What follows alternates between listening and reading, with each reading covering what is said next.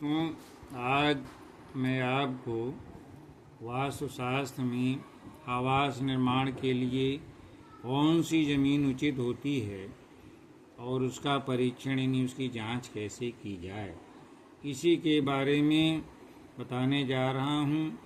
पिछले वीडियो में मैंने आपको काफ़ी बातें बताई थी और ये है कि अब इसमें था कि कैसे जांच करें कि ज़मीन वास्तु यानी आवास के प्रयोजन के लिए श्रेष्ठ है। तो इसे हम निम्न प्रकार से जान सकते हैं। दोस्तों, अब जिस भूमि में वास में जो निवास करना वास करना है, उस भूमि में क्या करेंगे आप, 1 हाथ लंबा और 1 हाथ चौड़ा गहरा गड्ढा जो है खोद करके और उसे वास के स्वामी यानी जिसने खरीदा है, जो उसमें बनवाना चाहता है, उसी के हाथ से जल से भरा एक घड़ा लाएं और उसमें जो है डाल दें, गड्ढे में भर दें। और फिर क्या करेंगे, वहाँ से घड़ा जब गड्ढा भर जाए तो फिर वहाँ से 100 कदम चलें, दूर आगे बढ़ कर के आएँ और फिर वहाँ से 100 कदम फिर लौट के वापस आए। तो अब यदि गड्ढे में जल की मात्रा उतनी ही रहे, यानी जितना आपने डाला था उतना ही अगर रहता है गड्ढे में जल भरा हुआ, तो वो समझ लीजिए ज़मीन जातक के लिए वृद्धि कारक होगी, नहीं समृद्धि कारक, सौभाग्यशाली होगी, वृद्धि करेगी। और यदि जल घट गया, यानी जितना डाला था उसमें घट गया, तो हानि करने वाली यानी ज़्यादा फायदेमंद नहीं होगी। लेकिन यदि जल पूरा सूख जाए तो क्या होगा, ऐसी भूमि दुर्भाग्य कारक भूमि होती है। तरह तरह के संकट वास्तु स्वामी के साथ आ सकते हैं। तो इसलिए सर्वश्रेष्ठ यही है कि अगर जो है गड्ढे में जितना जल डाले 100 कदम चल के और फिर वहाँ तक आगे बढ़े, फिर लौट के जब आए देखिए अगर जल उतना भरा हुआ है तो ऐसी भूमि श्रेष्ठ होती है। बाकी और जो इस तरह परीक्षण में खरी नहीं उतरती तो उतना लाभ नहीं होता।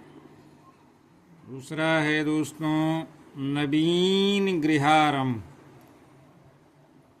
मंगलवार या रविवार को नहीं करना चाहिए। यानी स्टार्टिंग करते हैं तो मंगलवार रविवार को नहीं करना चाहिए।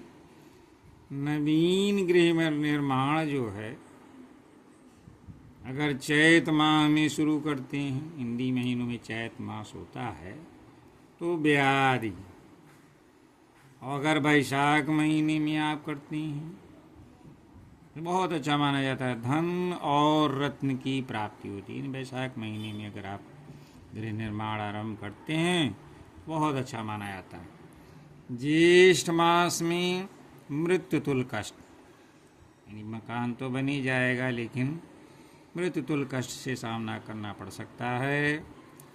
आषाढ़ में उत्तम संसाधन की प्राप्ति, यानी आषाढ़ महीना भी अच्छा माना जाता है ये। और इसी तरह श्रावण यानी सावन कहते हैं, तो सावन महीने में अगर आप करते हैं तो ये मित्रों से भी लाभ होता है आवास निर्माण से। और भाद्रपद यानी भादों जो महीना कहते हैं, उसमें हानि होती है। अश्विनी, जिसको क्वार भी कहते हैं हिंदी में, अश्विनी में अगर आप निर्माण शुरू करते हैं गृह का तो विवाद। और कार्तिक जो महीना होता है में आवास निर्माण करने से धन धान्य की प्राप्ति होती है।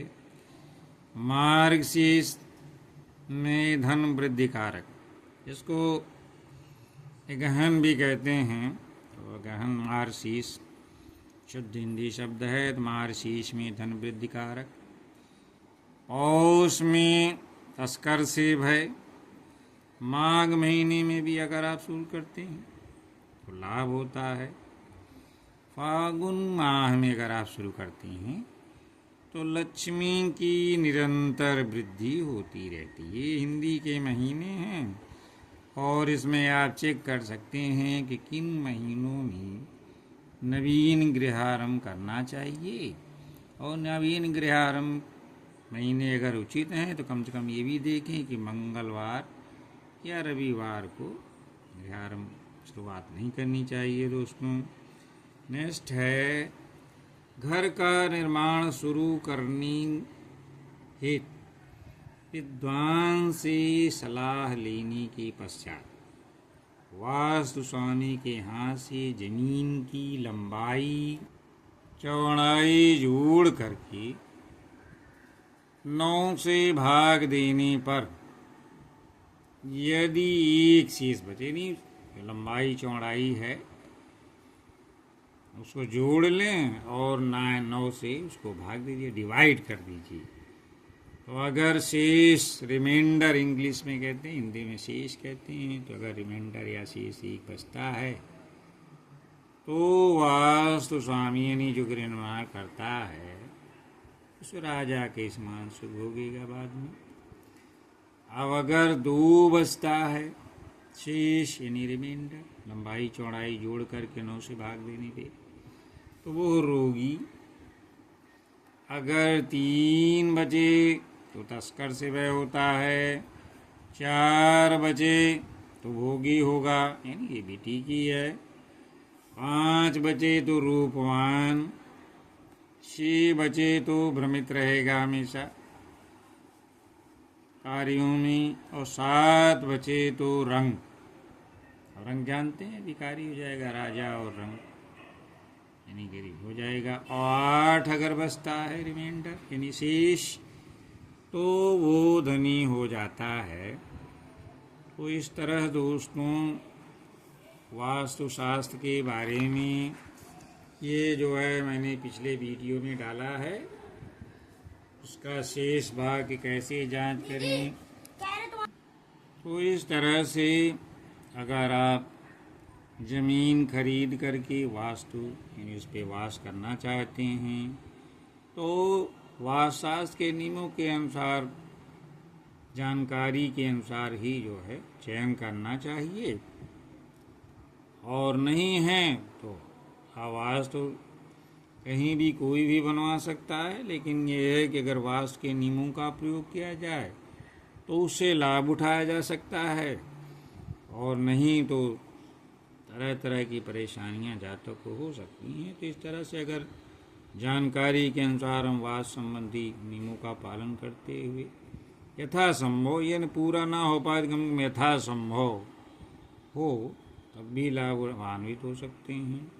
तो दोस्तों वास्तु शास्त्र में ज़मीन खरीदने के पहले क्या क्या सावधानियां बरतनी चाहिए, ये आपको मैंने इस वीडियो में आपका मार्गदर्शन किया है। अगर ये वीडियो अच्छा लगता है और इससे आपको लाभान्वित होते हैं तो लाइक और कमेंट करके अपने विचार व्यक्त कर सकते हैं। धन्यवाद दोस्तों।